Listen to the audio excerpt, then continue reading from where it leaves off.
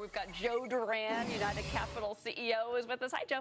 We also have Larry Shover, Sandra Smith. They're both standing by at the CME. And Sandra, I want to start with you, the lady that always does the trade, one of my favorite segments on Fox Business. What was your top trade for 2013, Sandra? Hey, well, I brought on trader after trader as we were starting this year, many of which emailed me today and said, hey, pull up that broadcast. Remember on the trade when we talked about gold was a sell when we saw it at lofty heights above $1,600, $1,700 a troy ounce, and what a far way gold fell. Worst performance for gold in 32 years, guys.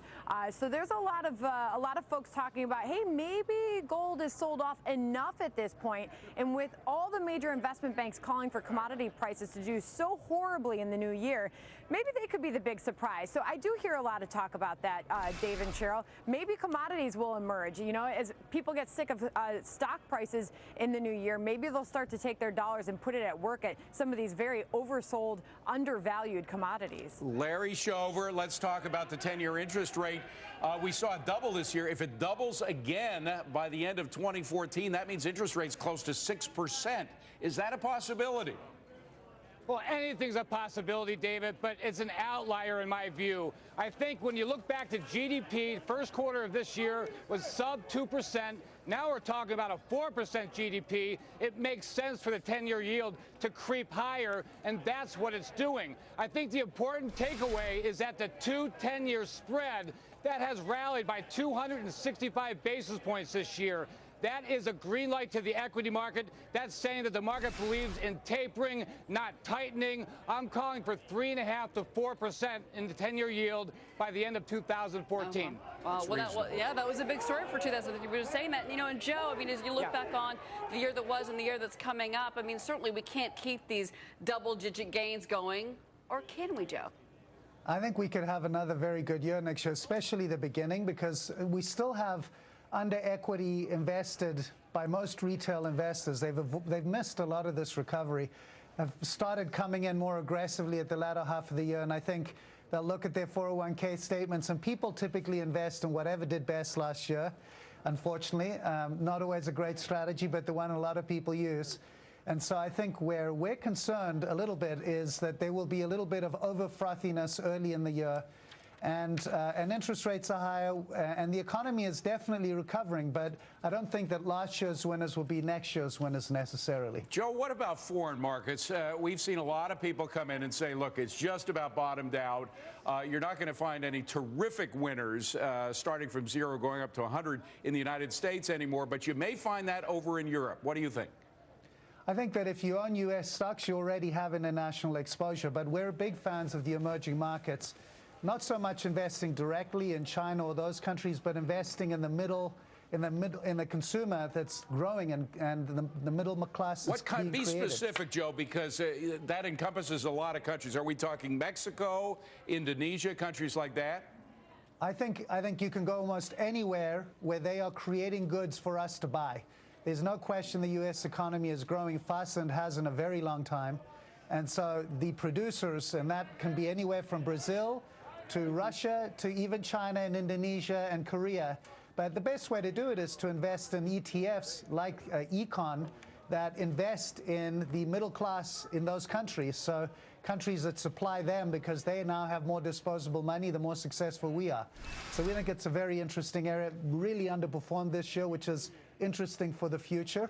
But we think for right now, what people need to do is make sure they're not overly invested in U.S. stocks because it's so outperformed the rest of the world. Sure. Other than Japan, that very likely they need to look at rebalancing their portfolios a little. That was a very specific answer. I'm glad you got to all those countries. And Larry, if you look at the year, especially the last month of trading, volatility has been low. But with all of this good news, Larry, are you worried about the VIX really popping in 2014 and kind of the brakes getting hit, if you will, for the markets? We might see temporary spikes in the VIX, but, I look at the whole market as a whole. You look at FX volatility, energy volatility, metal volatility. It's all very low. It's in the sub 10 percentile as judged over the last 3 years. So that's telling me that we're in a macro calm right here. So could we get a little spike in the VIX? Absolutely. But I think the trend's going to continue to be lower because the economy is healing and we're going to march higher just like we did this past year. Hey, Sandy, let's talk about Warren Buffett's latest bet. He's betting on pipelines. It's a little complex. The piece of Phillips 66 that he's buying involves polymers and things. Bottom line is it's stuff that makes pipelines run faster and smoother. What do you think of Buffett's bet on pipelines? Do you think there's money to be made there? Well, bottom line, he's showing that there's reason to believe there's a lot of bullish room in the energy market, particularly at a time where we're seeing energy production in the form of oil at more than 20-year highs in the United States right now. And even with oil at production at 20-year highs in the U.S., we're still seeing $100 oil. We're talking about a surging global economy. The more oil and gasoline that's needed, the more you're going to see guys like Buffett with money investing more and more in energy. So while Mr. Buffett's always talking his own book and he's always got his big plans and you never exactly know where he's going with things, this does show that he truly believes that we're going to continue to see a bullish situation for energy. What a fair and balanced look. I like that. Yeah, I mean, Joe, really quick, I mean, just staying with Warren Buffett and his strategy, I mean, investors like Warren Buffett that are always looking for value, is that who's going to win in 2014? I think so. I think what you've seen is when you have a low growth environment, you go to growth stocks. I was on your show several months ago and suggested there was a move to growth stocks, which turned out to be reasonably accurate. I think now, when you have broader growth, you go to more industrial names and more value-based names. So I think it could be a very good period for that. And I'll just share with you, when people should be most concerned is when everyone is least concerned about risk. And right now, I'm kind of concerned that we're due for a little bit of a little shakeup that'll rattle some cages. Beware of too much optimism. But look, it's New Year's Eve. We're going to be optimistic anyway. Yeah. Wonderful, wonderful segment.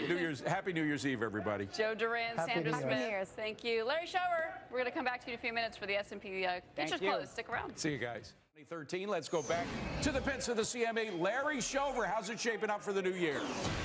Well, you know, sadly, we're judged by a calendar. We really shouldn't be. So what? The S&P 500 up 29%. And by the way, 246 of those stocks made all-time highs. People are scared, thinking, hey, we have to have a sell-off. But when you think of all the monkey shines in Washington, with the fiscal drag of higher taxes, our GDP still doubled this year. Not to mention China's growing at 7%, and Draghi continues to create miracles out of Europe. I mean, this is a time of favor for our market. It's going to be hard to get long after the long rally we've had, but I'm looking forward to a long and prosperous 2014 with double-digit returns. Oh, double-digit according to Larry Shover. Monkey shines. I love that description for what goes on in D.C. Larry, have a wonderful New Year's. Thanks very much. You too. Thank you, Larry.